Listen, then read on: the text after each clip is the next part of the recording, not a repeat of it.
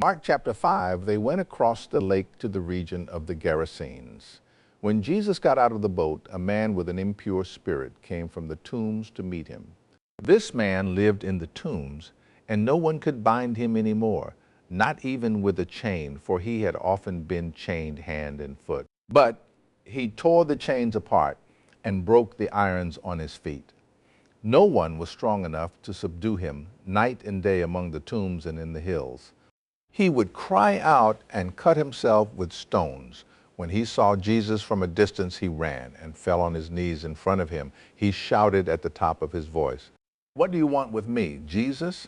Son of the Most High God, in God's name, don't torture me." For Jesus had said to him, "Come out of this man, you impure spirit." Then Jesus asked him, "What is your name?" "My name is Legion," he replied, "for we are many." And he begged Jesus again and again not to send them out of the area. A large herd of pigs was feeding on the nearby hillside. The demons begged Jesus, "Send us among the pigs, allow us to go into them." He gave them permission, and the impure spirits came out and went into the pigs. The herd, about 2,000 in number, rushed down the steep bank into the lake and were drowned. Those tending the pigs ran off and reported this in the town and countryside, and the people went out to see what had happened when they came to Jesus.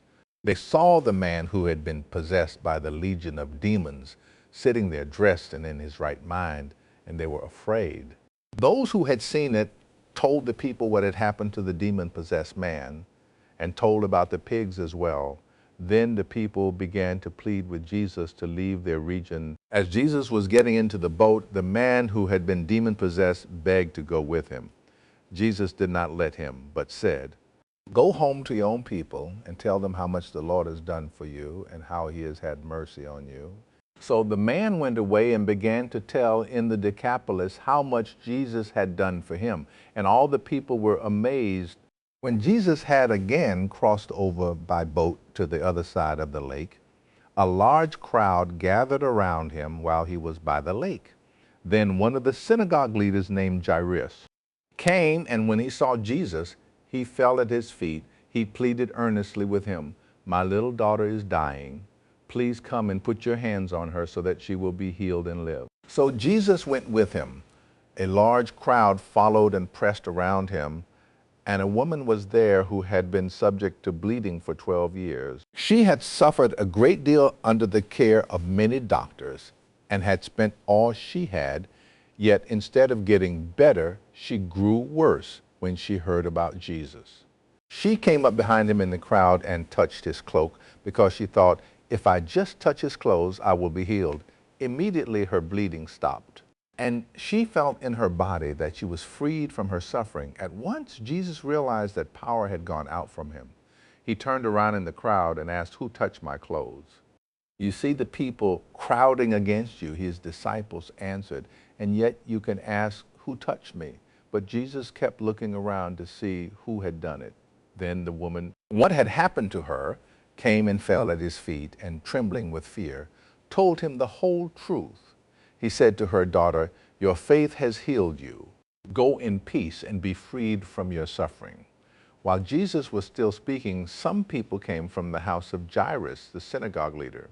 "Your daughter is dead," they said. "Why bother the teacher anymore?" Overhearing what they said, Jesus told him, "Don't be afraid.